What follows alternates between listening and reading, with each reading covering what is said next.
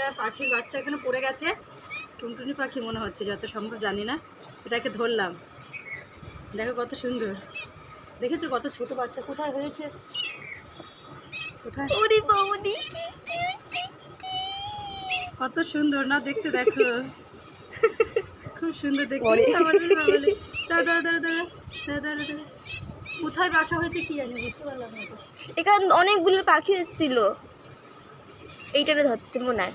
কোন পাখির বাচ্চা বুঝতেই তো পারছি না। টুনটুনি পাখির বাচ্চা হবে তো।